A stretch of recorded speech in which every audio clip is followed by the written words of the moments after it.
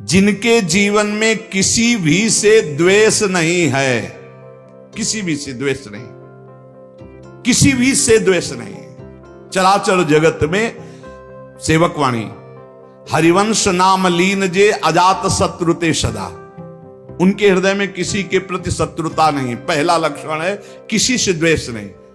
मानो आपसे नाराज हो गए तो द्वेष पूर्वक नहीं नाराज हुए, आपको सद आचरण बताने के लिए, सद में प्रतिष्ठित करने के लिए आप फिर थोड़ी देर बाद मिले, फिर आपको मुस्कुराते मिलेंगे।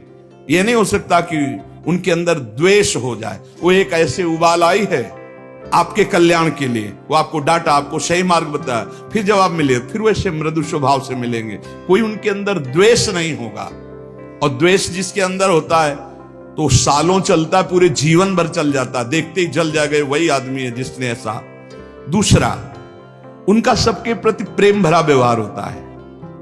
संतों का सबके एक होता बनावटी प्रेम, तुमसे कुछ लेने के लिए, और एक होता निरपेक्ष प्रेम जो भगवत दृष्टि में होता है। उसमें चिपकाव नहीं होता, ध्यान रखना, माया का चिपकाव नहीं होता, उसमें मीठे वचन चाटुकारिता नहीं होती जिसको आप समझते हो कि ये सांसारिक प्यार नहीं होता। उनमें निरपेक्षता होती है और भगवत भाव वाला प्यार होता है। तीसरा, उनके अंदर भेदभाव नहीं होता अपना पराये का। पर आप पीछे सुन चुके हैं, विशेष प्रियता, विशेष श्रद्धा, विशेष समर्पण वाले के प्रति दिखाई देगी। वस्तुतः उनके हृदय में समता है, पर दिखाई देगा ऐसा जो विशेष श्रद्धा और विशेष समर्पण, तो वहां विशेष पक्षपात दिखाई दे। जैसे भगवान समूहम सर्वभूतेषु, लेकिन भक्तों में पक्षपात करते दिखाई देते हैं, द्वेषियों का वध करते दिखाई देते हैं। है तो सम, लेकिन भक्ति ने उनको भगवान के हृदय में पक्षपात प्रकट कर दिया। ऐसे ही संत सम है, आपका समर्पण और आपका प्रेम पक्षपाती बना देगा उनको। भाव अंदर से समर्पित सबके प्रति, भेदभाव रहित। चौथा, श्री भगवान के सिवा कोई अपनापन नहीं कहीं किसी से भी। ये संत की पहचान, भगवान के सिवा किसी से अपनापन नहीं। ये अपने हैं, ये शब्द नहीं। मेरे तो गिरधर गोपाल, दूसरों न कोई। संत की स्थिति में, आंतरिक स्थिति में केवल भगवान, और वही सब रूपों में है, इसलिए सबसे प्यार। शरीर मन वाणी में कहीं भी अहंकार नहीं, न शरीर में, न मन में, न वाणी में। सुख दुख में जिनकी बुद्धि स्थिर रहती है वो संत हैं। अपना बुरा करने वाले के प्रति सामर्थ्य है दंड देने की, पर दंड ना देकर उसको क्षमा करना, ये संत का स्वभाव है। सामर्थ्य है, अच्छे से दंड दे सकते हैं, तप के द्वारा दंड दे सकते हैं, समाज के द्वारा दंड उनको दिला सकते हैं, लेकिन वो क्षमा करेंगे। संत का स्वभाव दंड देना नहीं। अनुकूल और प्रतिकूल वस्तु या परिस्थिति या व्यक्ति या स्थिति में बराबर संतुष्ट रहना। चाहे अनुकूल परिस्थिति हो, चाहे अनुकूल व्यक्ति हो, चाहे अनुकूल घटना हो या प्रतिकूल परिस्थिति हो, प्रतिकूल वस्तु हो, प्रतिकूल घटना हो, वो समान स्थिति हृदय की रहना। चित्त का निरंतर योग युक्त रहना।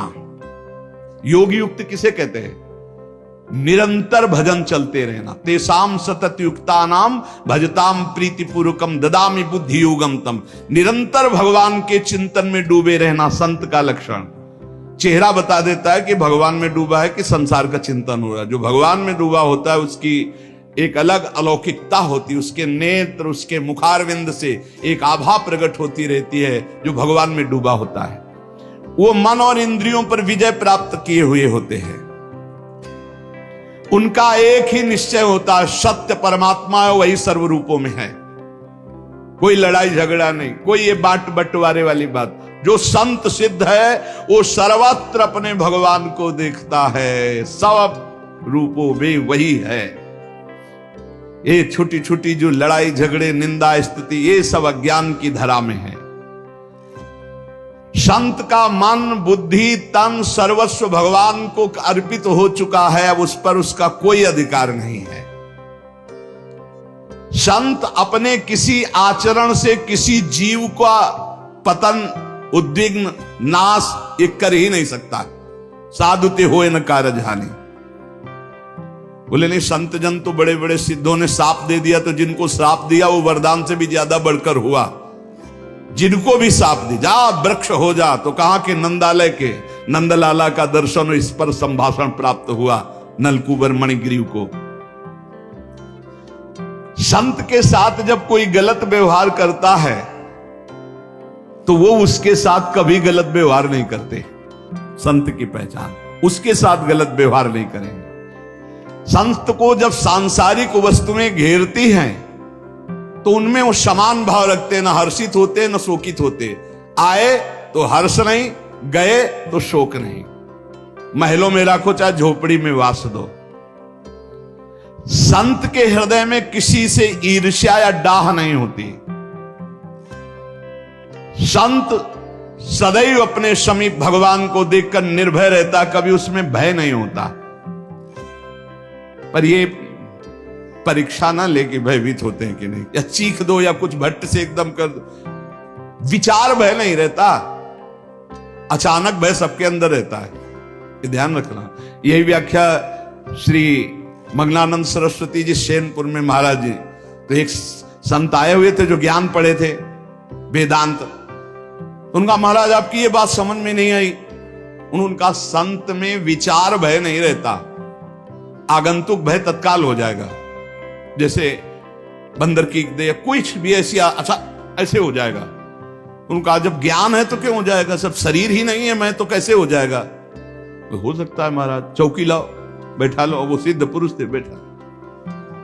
इतने में एक चील जो है बरगद की, बहुत बड़ा बरगद का वृक्ष है, काफी समय तक वहां रहे, बहुत बड़े दूर तक ऐसे बड़ा मनोरम ऋषि मुनियों की पावन स्थली सेनपुर, गंगा जी लहरा रही है ऐसे बिल्कुल तट से। बहुत सुंदर स्थान जहां भजन की एकदम वृत्ति रात दिन तन्मयता बनी रहे, कोई विषय नहीं, कोई वहां सांसारिक पुरुषों का आवागमन नहीं। अचानक वो चील बैठा तो एक सूखी छोटी सी डाल खर भर कर जो ही उनकी चौकी के पास गिरी सो लुढ़क गए, एकदम ऐसे होकर गिरे। बैठे बोले महाराज डाल नहीं फटी, छोटी सी गिरी है, ये क्या था महाराज। तो उनका वो पता नहीं कैसे क्या बोले, ये विचार भय नहीं है, आप में इसमें का भय का दोष नहीं है, ये आगंतुक भय तत्काल का है, ये विचार का भय नहीं, आप कोई विचार से भयभीत नहीं हुए। तो यहां कह रहे हैं संत महापुरुष में निर्भयता रहती है। तो इससे पहचान न किया जब कुछ खट्ट से गिरा, कोई आवाज हुई, कोई चीख हुई, वो ऐसे हो गए, बोले संत नहीं, क्योंकि भयभीत हो गए। विचार भय नहीं रहता, आगंतुक भय किसी को भी हो जाएगा। अचानक सांप फुस कर दे तो एक बार ऐसे होगा, एक बार ऐसे हो जाए, आप कह दो कि तो डर गए, संत नहीं है। नहीं, विचार भय नहीं रहता, आगंतुक भय तत्काल हो सकता है। किसी भी अवस्था में संत को अशांति नहीं होती। जैसे पूज्यपाद सिउड़िया बाबा को आगरे में किसी ने बुलाया, पैदल चलते थे बाबा, जिंदगी में कभी सवारी में नहीं बैठते थे। एक घटना ने बदल दिया। बाबा ट्रेन में बैठ करके आ रहे थे तो टीटी कहते हैं, उन्होंने पूछा टिकट, तो नई अवस्था थी और बाबा का बड़ा वैराग्य में जीवन, लौकी का कमंडल, एक वस्त्र केवल। उनका हमारे पास तो टिकट है नहीं, हम सन्यासी हैं। तो क्या सरकार ने सन्यासी को पास दिया है कि आप गाड़ी पे चल सकते हैं, फ्री होंगे नास्तिक प्रवृत्ति के। तो ऐसे पकड़ा और झटका अगले स्टेशन में उतार दिया। बाबा कमंडल से जल लिए और कहा आज के बाद संकल्प लेता हूं जीवन में किसी भी सवारी में नहीं बैठूंगा। पूरा भारत नंगे पैर बाबा चलते थे, पूरे कभी जीवन में सवारी पे बाबा नहीं बैठे। जो आगरे में उनको बुलाया गया तो गए, पर जिसने बुलाया था वो लेने ले गया। तो एक आदमी देख रहा था, उसने कहा बाबा हमारे यहां कृपा करो। बोले चल।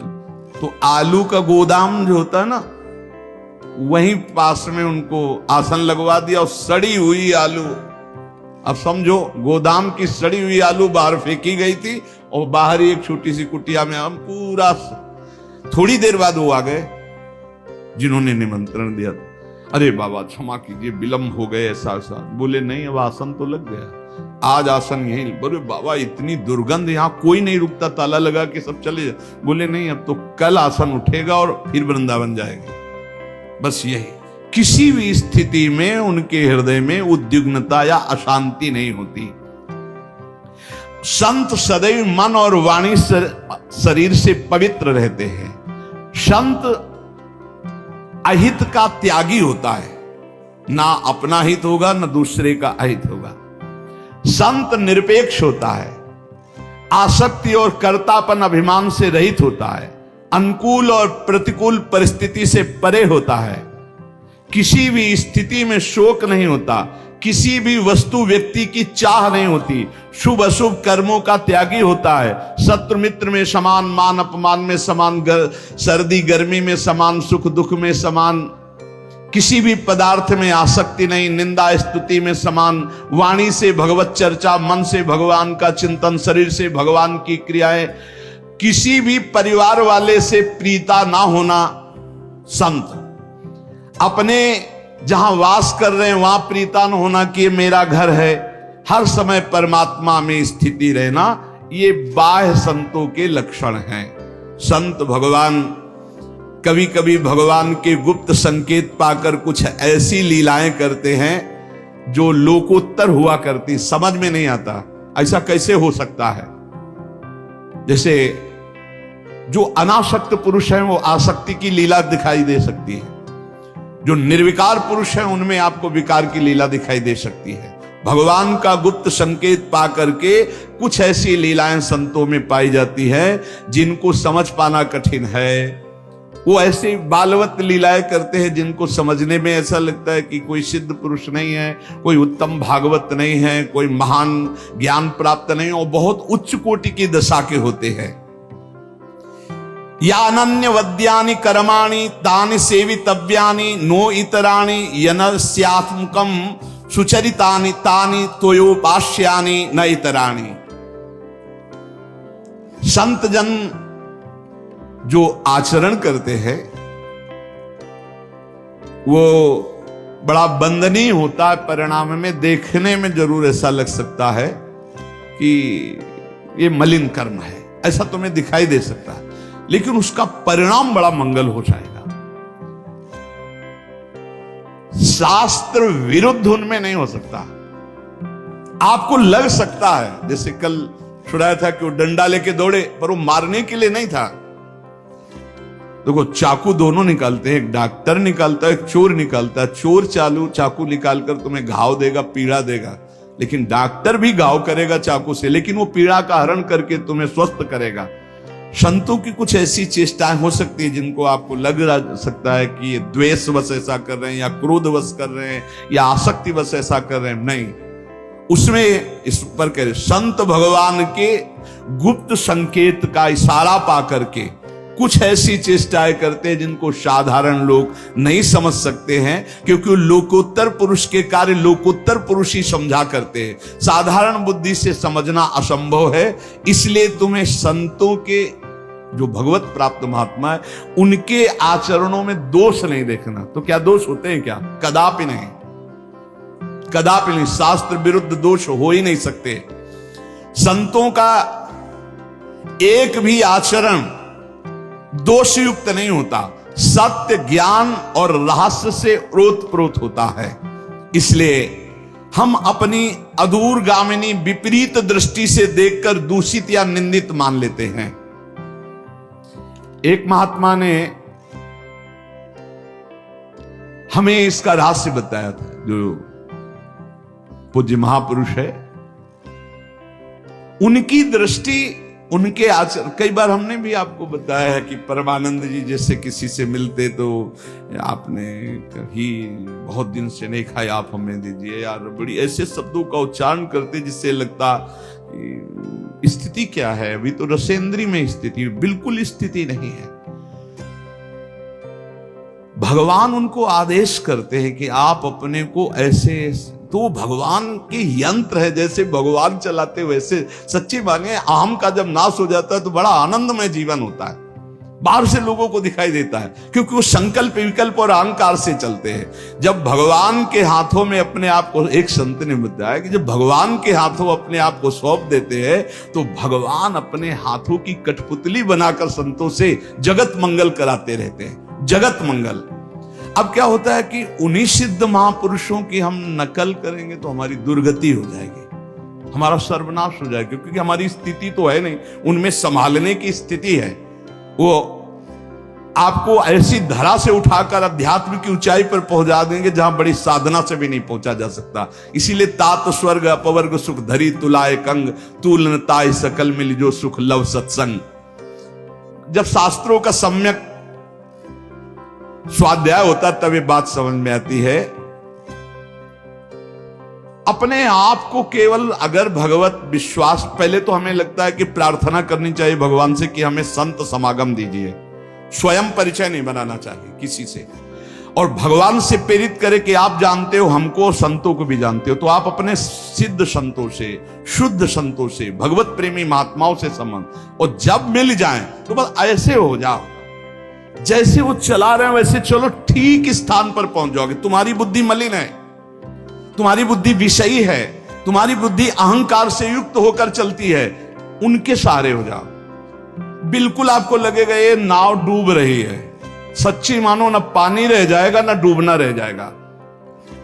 तुम्हें बिल्कुल लगेगा कि अब तो गए नहीं, बिल्कुल स्थिर हो गए। तुम परिणाम में देख लेना, परिणाम तक तुम्हारी बुद्धि नहीं पहुंचती, क्योंकि वो बहुत सूक्ष्म परिणाम है, सूक्ष्म तरम, सूक्ष्म से भी सूक्ष्म परिणाम है, और इसी का दुरुपयोग किया जाता है। इसी साधुता की महिमा का फिर पाखंड के द्वारा दुरुपयोग किया जाता है, इसी का नाटक किया जाता है, इसी का पाखंड किया जाता है, तभी वो फिर मलिनता आ जाती है। जो सिद्ध संत होते हैं, जो भगवत मार्ग के संत होते हैं, आज तक किसी का मंगल नहीं हुआ, इतिहास साक्षी है।